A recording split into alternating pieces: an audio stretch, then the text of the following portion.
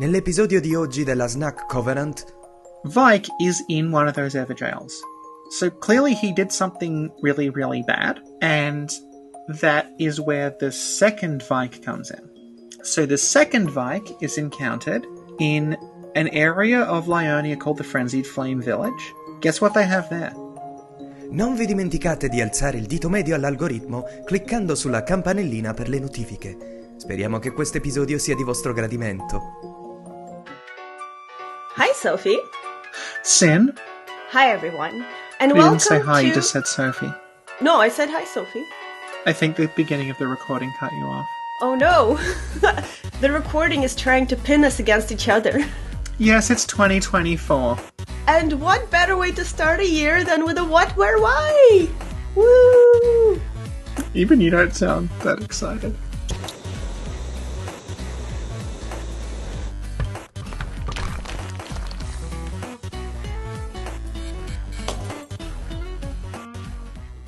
Pogo Stamp, Alric and I made a poem about Vyke. Oh.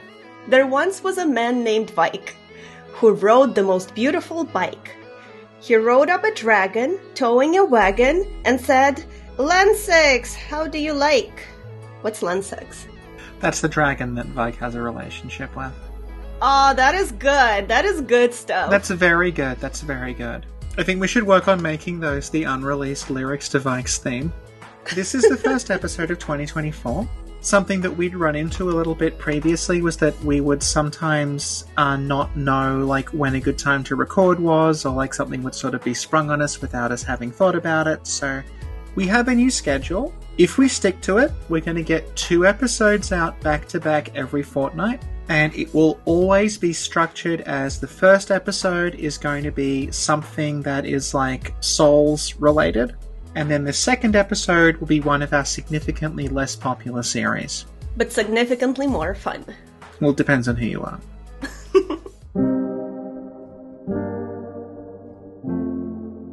Alright, so let's start with Vyke. Yeah, Vyke. So, Sin, I'm really happy to be back here with you. I did quite a few Elden Ring episodes with Saint Trina. You weren't able to make it. And since we haven't been able to talk about Elden Ring for so long, you probably have a lot of things to say. I actually do. Mm-hmm. You see, I love Elden Ring so much.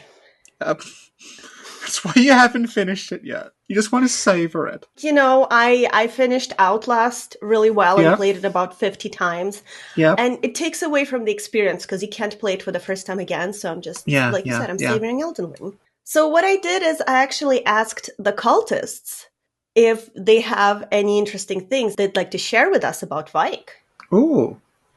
So instead of using my own brain to make theories... Also, it's quite early for you. You're still waking up, yeah. Maybe you'll have come up with something at the end of this.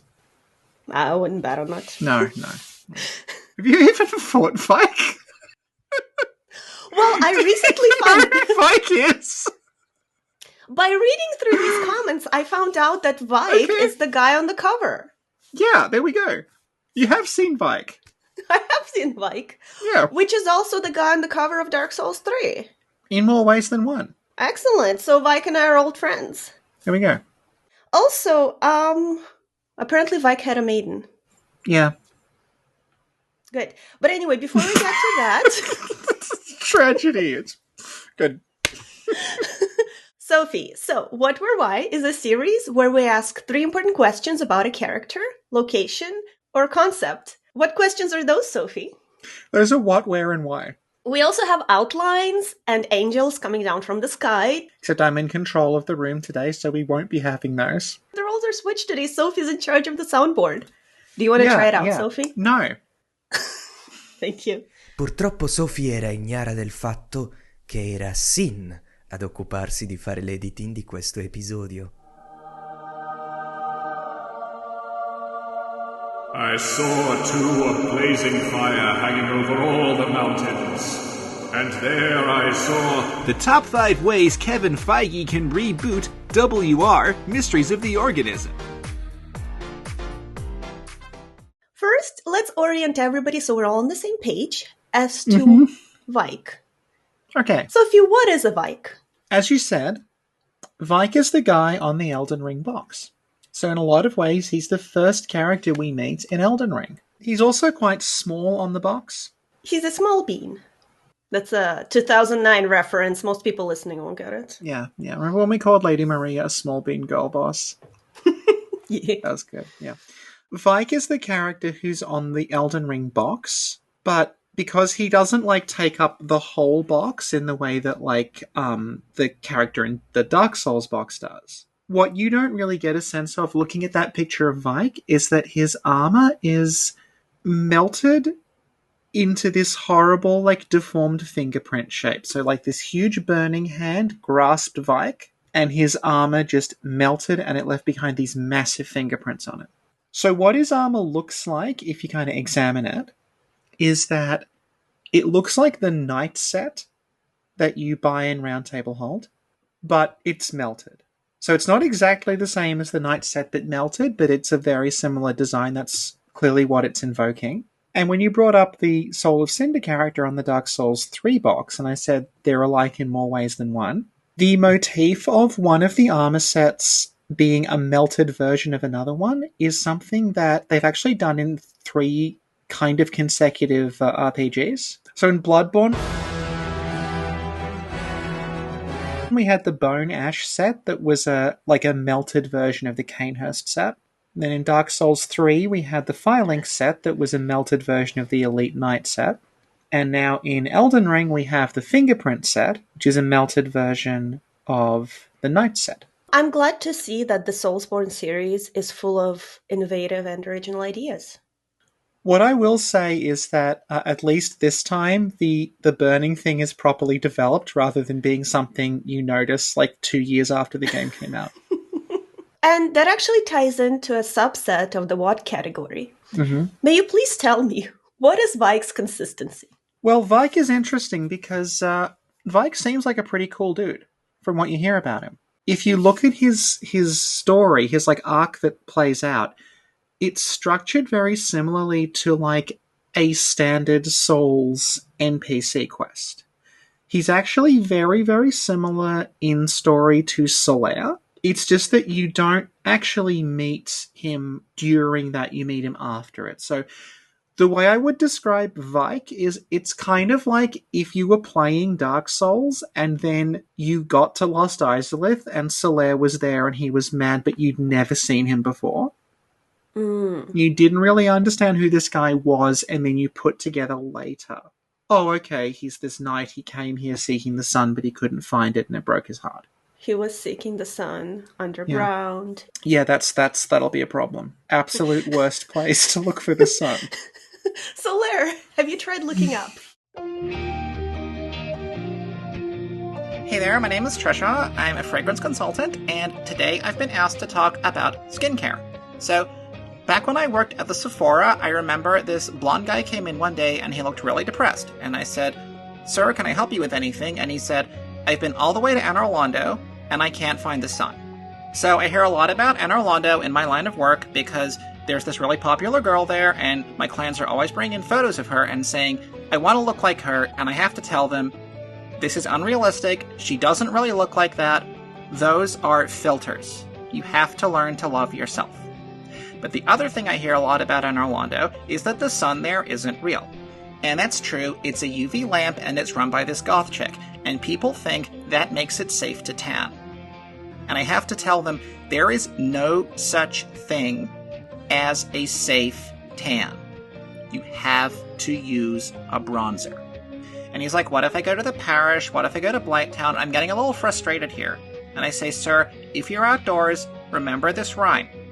If you can see, then there's UV." And he says, "Okay, I'm going to go to Lost Izalith then." And I said, "That is perfect. Go to Lost Izalith and find a way to be your own sun."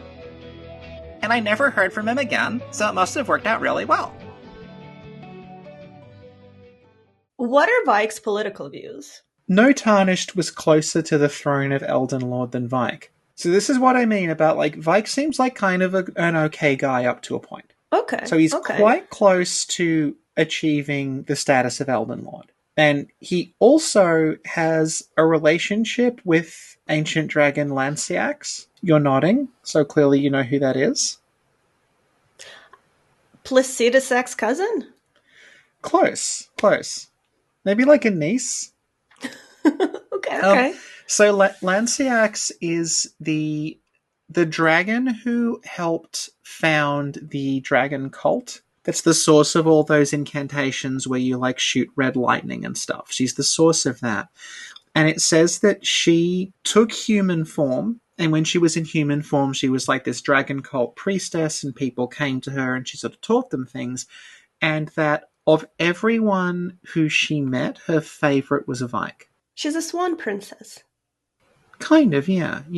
That's kind of it for Vyke's backstory up until sort of the twist. So we know, like, he's a tarnished of the Round Table Hold, he's quite close to becoming Elden Lord, and a dragon thinks he's pretty cool.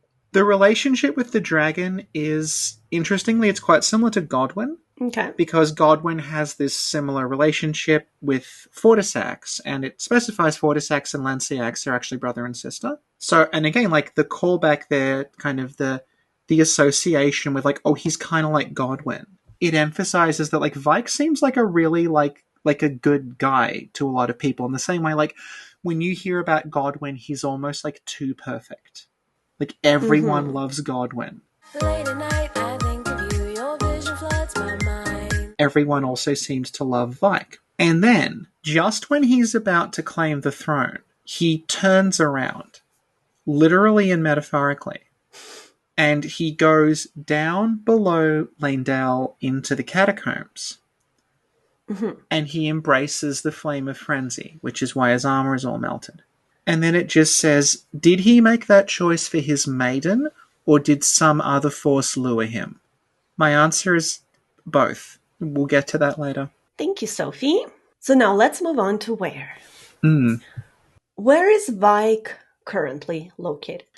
That is a very good question, because he's in two places. Are there two Vykes? Kind of.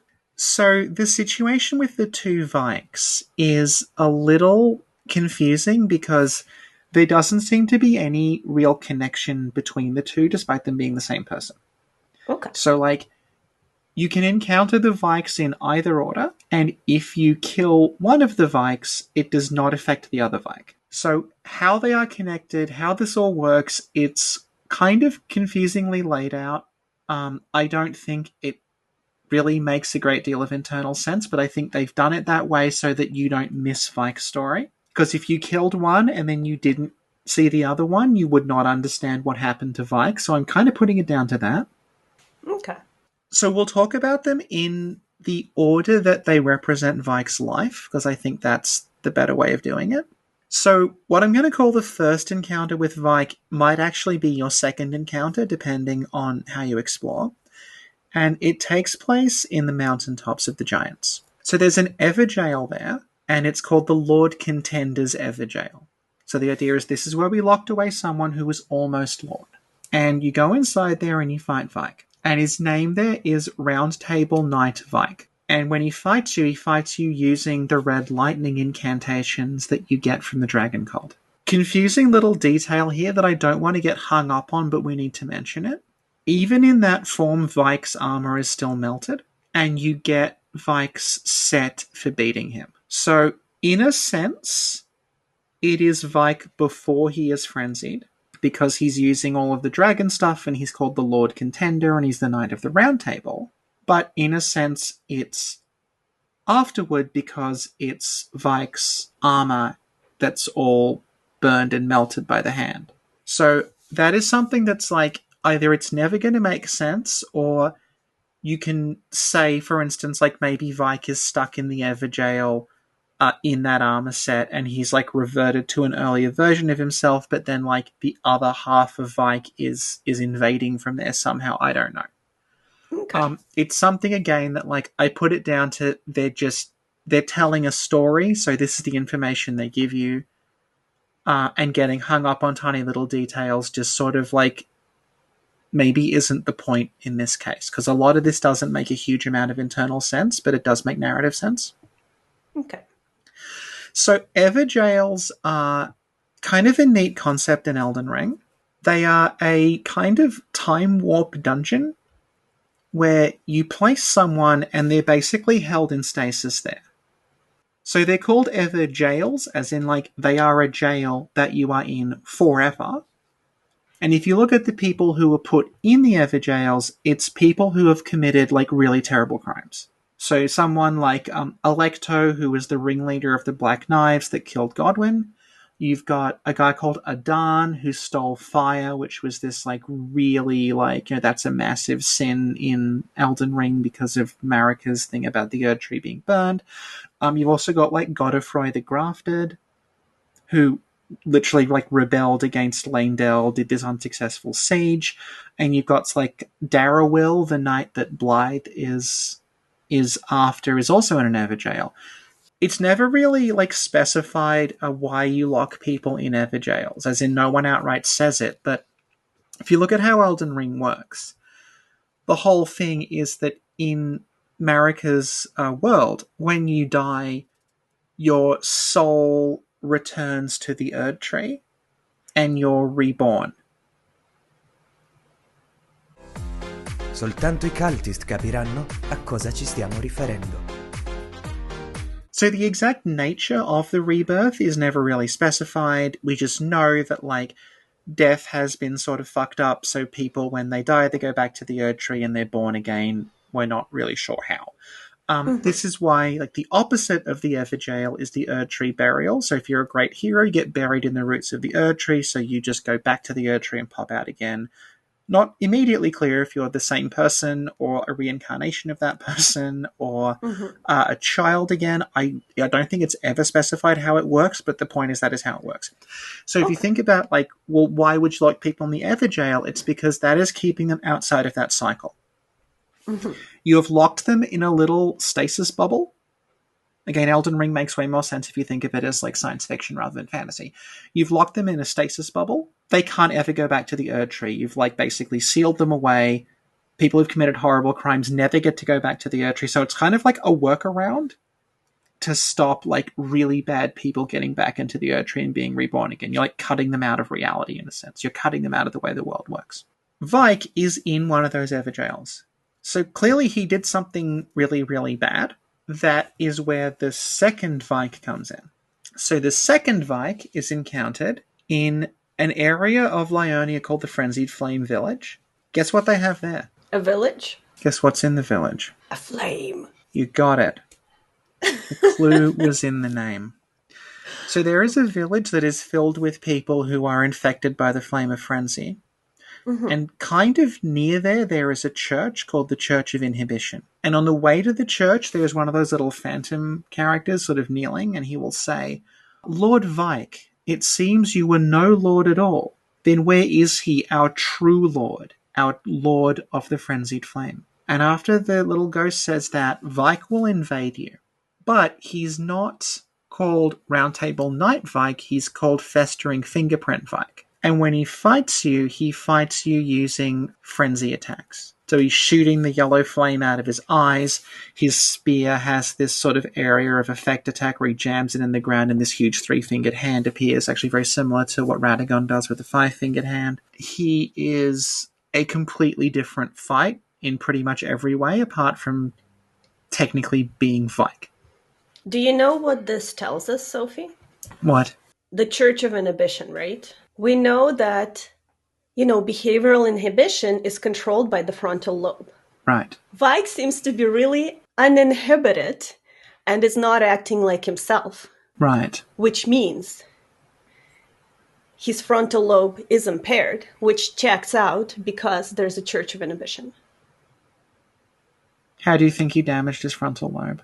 Do you think he was riding his bike up Lanciax? And he went off the top and landed on his head and he wasn't wearing a proper crash helmet. Look, I've actually been trying to prepare for this episode, so I listened and read some theories, and some of them are really like that, so I'm not wrong. Yeah. No. Thank you. Thank you. Also in the Church of Inhibition, guess what's there? A giant brain. Close, that's Bloodborne.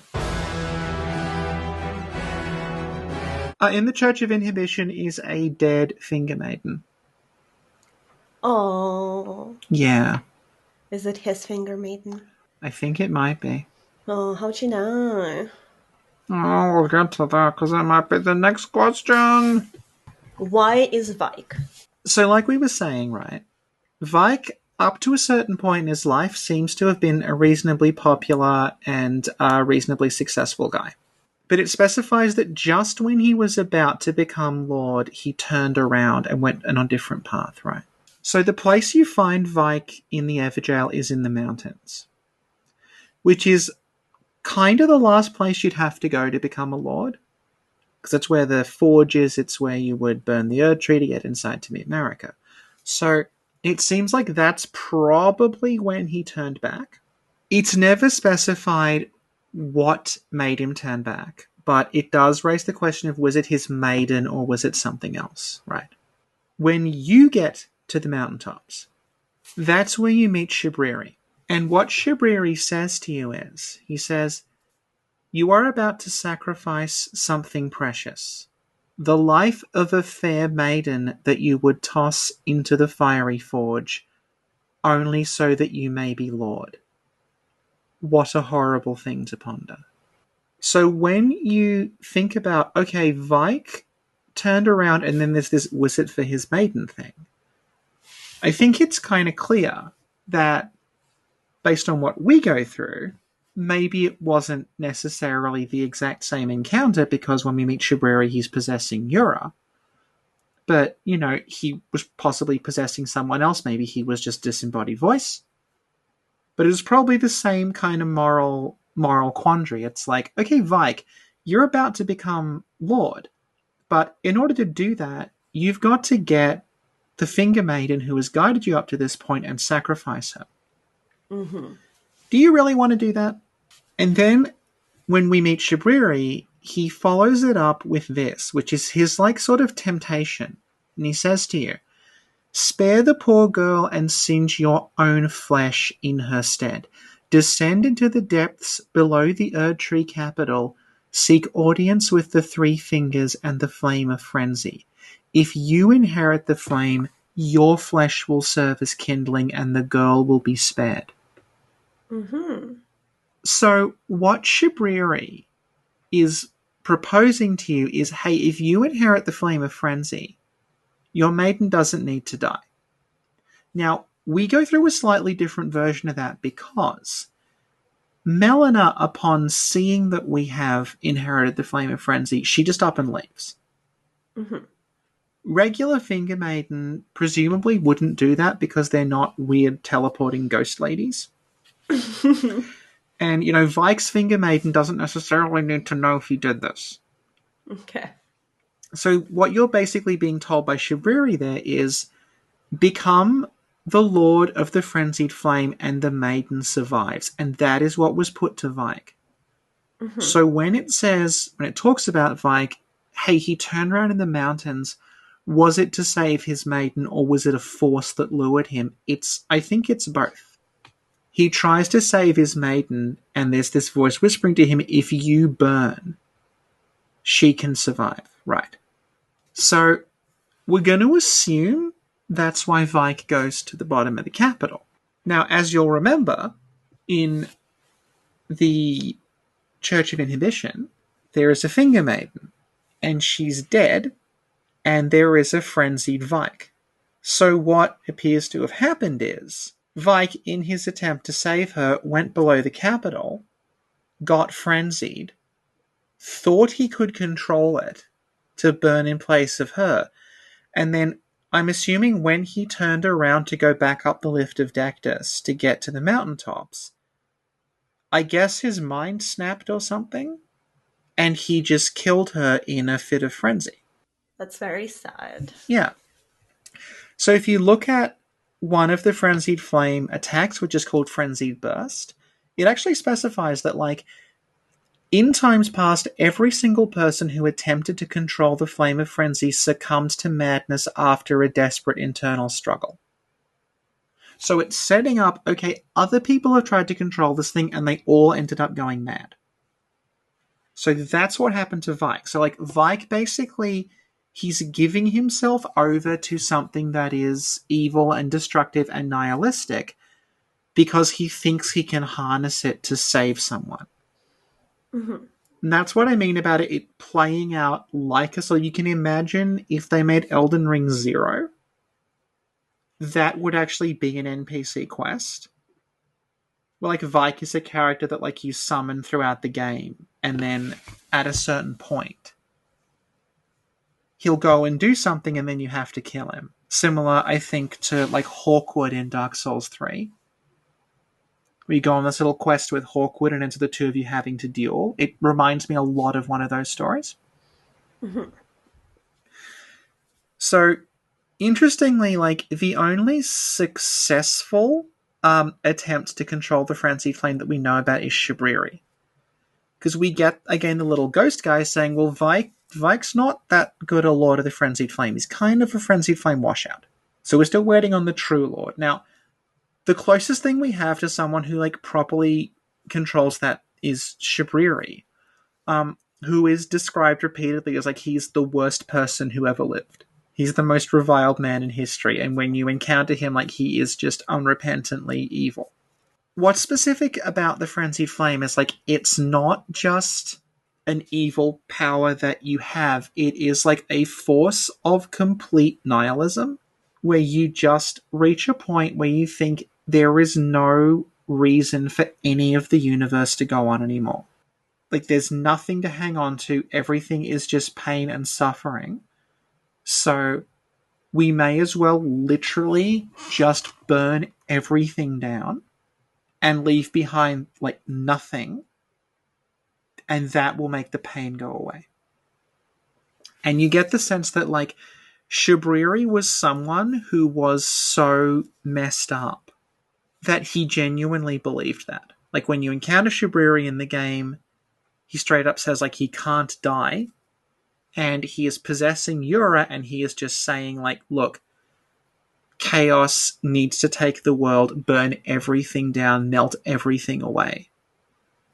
And, you know, he's taken over Yura, and he says Yura gave his flesh to him willingly, so it's like something horrible happened to Yura, which we're assuming is, like, you know, he couldn't shake the bloody finger curse, he couldn't beat Eleonora, so he gave up. Edgar is another example. Edgar loses his daughter, and he starts giving up on everything. And you get the sense from Vyke that, like, well, Vyke wasn't that, though. Vyke was attempting to control this thing. Vyke was actually doing this to save someone. Vyke was hanging on. Vyke actually had something in the world he was attached to, and he was frightened of losing it. He wasn't consumed with the fact that he had lost it, and I think that's kind of why it doesn't work out for him. Because there's still that little tiny thing that Vyke is clinging on to. That, I think, brings us to, like, a little segue about the three fingers and the burning that I wanted to talk about. So, like, what I was talking about there was, that's, to me, why Vyke doesn't become the Lord, right? Now, the thing about the three-fingered hand is, in order to meet it, you have to take your armor off. And when you take your armor off, that's when the hand grabs you and you end up with the burns all over your body. I see it sort of thrown around a lot that, like, well, that's why Vyke wasn't Lord of the Frenzied Flame, because he forgot to take his armor off when the hand grabbed him. That is, again, one of those things that's, like, I understand that, like, if you focus on the little details of the world, it doesn't 100% line up. Because why, like, you take your armor off, Vyke doesn't, that seems a little odd. I honestly think that is just because if the three fingers grabbed you and you had armor on, following what happens to Vyke, your armor would need to melt. Mm-hmm. Which would mean they would have to make a melted version of every armor set in the game for that to quote-unquote make sense. Yeah. So the way that they do it is you take the armor off and then they apply a tattoo just directly onto the body of the character to give it the burned look. So I honestly think it is that. Like, I think it's just that. It's just for convenience. And it also specifies that Vyke, like, his body did have those marks on it. It says that he is covered in repulsive fingerprints that burn, and those are over his whole body. So it's not like he got grabbed and it just melted the armor and it didn't get into him and that's why it didn't work. Like, that is implied to be all over his body, all that burning. You just don't see it because of the armor. Okay. So I honestly think it's just that. And the reason he does not properly become Lord is stuff we were talking about before, where he is attempting to become the Lord of, like, nihilism and loss and chaos. He's trying to control that, but he can't because deep down he's still connected to things. And in the end, he can't control it, so he ends up killing the person that he kind of sold his soul to protect. Okay. It's actually very, very similar to Anakin Skywalker. Oh. With Shabririus Palpatine. Now, Sophie. Yes. That was beautiful. I'd like to read to you some of the theories our cultists have about this situation. Lord Ifar says, with Bernal, we seem to have a reason he turned against the Erdtree, but it's a bit more vague with Vyke. He cares for his maiden and seeks the Frenzied Flame, but his maiden is still dead in the Frenzied Church. What happened?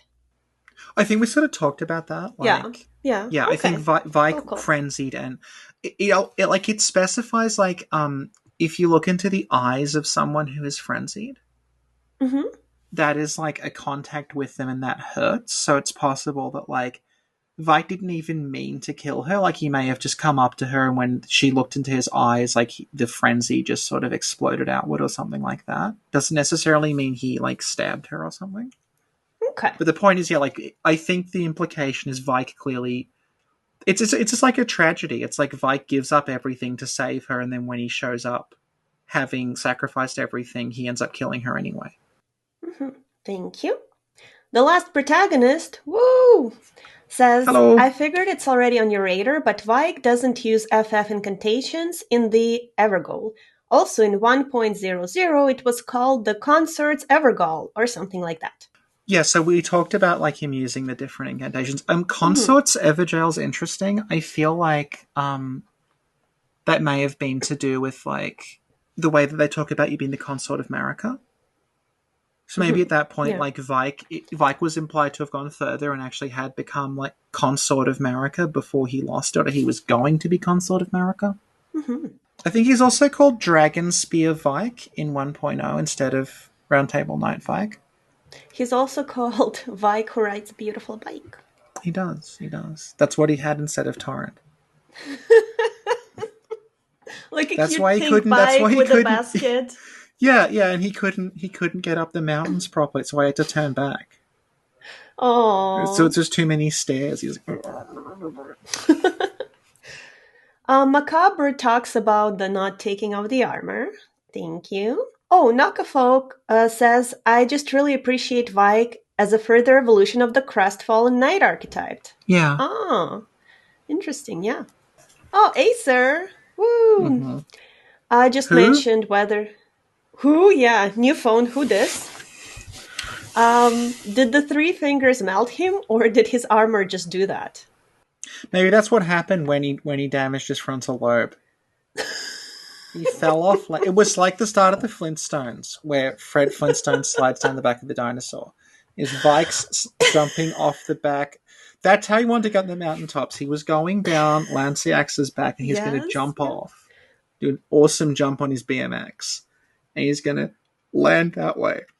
But what happened was he misjudged it, and he went thud, thud, thud, and he went down all the rocks, and that's what the damage is from. And he hit his head, and that's why he's evil. And they just made up the story about the fingerprints later. Did the Flintstones inspire Elden Ring? Because both have dinosaurs. Yes, that's true. Both have modes of transportation. Yep. There should be a third one. Garbage disposals? I mean, they use a prawn as a garbage disposal in Landell, so... There you go. Excellent. We got it. Alfredo says, I always interpreted the armor removal as symbolic of letting go of one's individuality. Yeah. Ah, that's interesting. Mercer says, maybe Vyke's maiden turned out to be Michaela in disguise. Oh. Well, why would he hurt her? But if anything, you'd want to protect Michaela. Michaela pointed out something very important about Elden Ring lore. Yeah? If they didn't want us to feel bad about killing Malekith, they wouldn't have made him so hot. Michaela, woo! Alric says, well, I thought Vyke's maiden was Lanceax until I looked harder into the Church of Inhibition, aka the Church of Frontal Lobes. I can imagine Church of the Frontal Lobe actually being a location. It has that feeling to it. Rorik is also pointing out that Vyke is on the cover in a lot of promotional material. Yeah. I do like... He's one of those characters where I wonder, if much changed with that story. Because, we brought up Soul of Cinder. Yeah. And, we know now that, the reason Soul of Cinder is the focal point of Dark Souls 3 is because that's from, a different iteration of the story. Yeah. So I do wonder, what, if there was more to, probably not even, he probably wasn't called Vyke, but, the Vyke character. Mm-hmm. Yeah. Snidel says, Vyke found out that the promotion came with increased job duties and no pay raise. Oh, that's true. The Munding says, what's your favorite color? The yellow flame of chaos. So this is from Night of the Orchards, who messaged me, quite aside from the obvious timeline shenanigans going on with Vyke, I wonder if he's another example of FromSoft attempting to create a guide-type character for the player, which then gets massively cut back. This happened with Oscar in Dark Souls 1 and Soul of Cinder in Dark Souls 3, and like both of them, Vyke is on the cover. Seems like he was a much more important character early in development. Excellent, thank you. So thanks everyone for all the questions and suggestions. We should do them more often, so I don't ever have to think about Elden Ring. Yeah. I mean, you're doing a pretty good job not thinking about it already. Thank you. Because we're coming on the second anniversary. Oh, no. Yeah. Now, Sophie, do you have any final thoughts? So I also conducted a survey of my friends, who are a lot more problematic.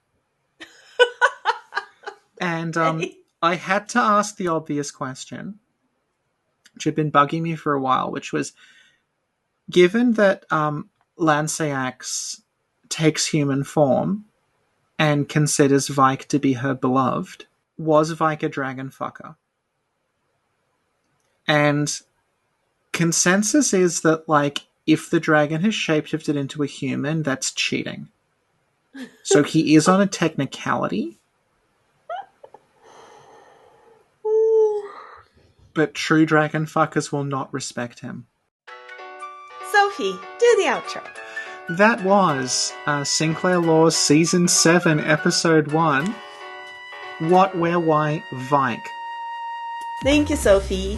Thank you, Sin. And thank you everyone for listening. And see you all next time. Bye.